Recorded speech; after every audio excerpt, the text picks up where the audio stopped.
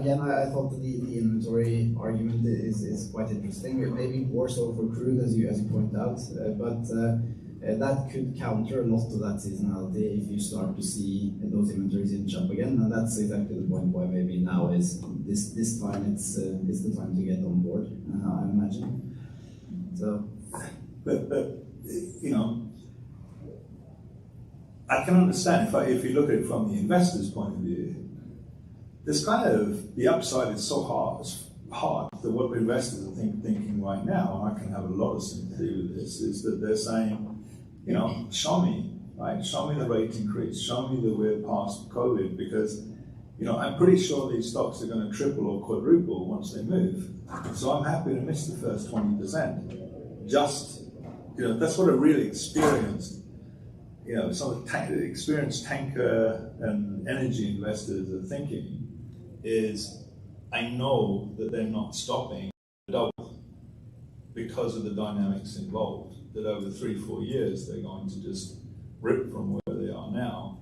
What's important is that I'm buying them, you know, on the up and adding to strength.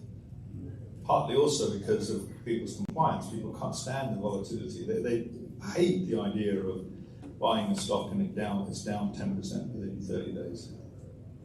Yeah, but let's face it, Robert, as much as you and I are saying with a high degree of confidence that it's factual that rates have started up, and it is factual, and share prices, and you know they go fits and starts, but it's just a fact. It's not a debate. I'm going to tell you a story that gives me great hope, and this is probably the most subjective indicator, but the most accurate indicator of where we are.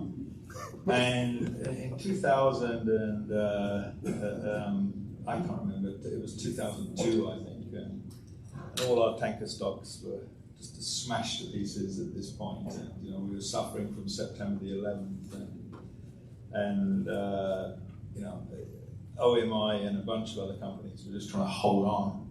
And I was at this wonderful conference held by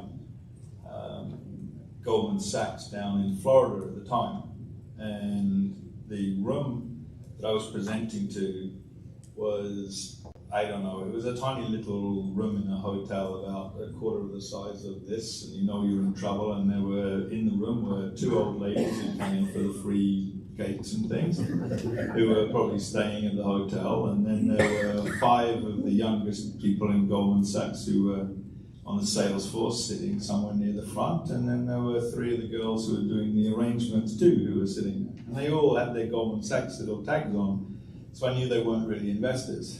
And there was one guy who was in his late 70s sitting in the corner. And I sort of presented, no questions, left, went into a breakout room. And you know, you could see the doors of the way to breakout room. There were all these other big oil companies and other energy companies with rooms full. And there was me sitting in this breakout room that was bigger than the presentation room. And there was nobody. And I sat there for 10 minutes and I thought, what the hell, I'll just read. I'm not doing anything else. It's quiet here at least. I don't know anybody down here, and fine. And then all of a sudden this 79-year-old guy or 80-year-old guy came in and sat in front of me. He said, that was a wonderful presentation. I said, great. And I thought, oh, this is all I need. I don't need some crackhead guy at this age who's losing his mind just doing this. And he went through and he said, this is great, I like this. He said, I'm buying the stock, I'm buying it now. And I'm going to buy as much of it as I can.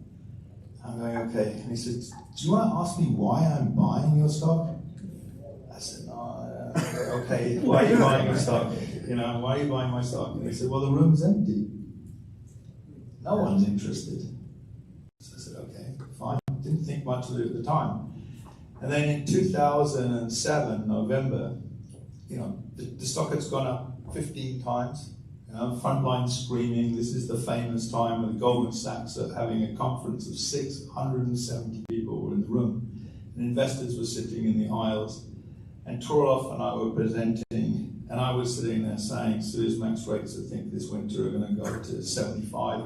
And Torolov would go, Robert, you've always been so conservative, they're going to 150, you know.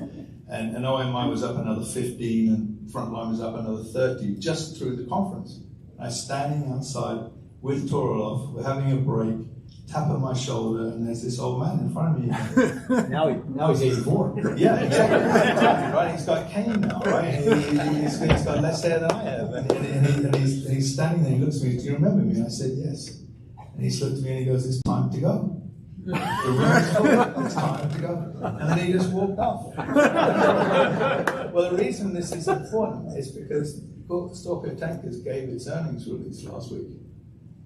In the history of the company, we had less people dialed in to that earnings conference. We didn't even have the analysts who hate us, like Ahmed Roger from Deutsche Bank. Even he'd given up hating us. You weren't on, right? You were probably in some party somewhere in Norway, celebrating something or other. But I was on. were you on? He covers you? You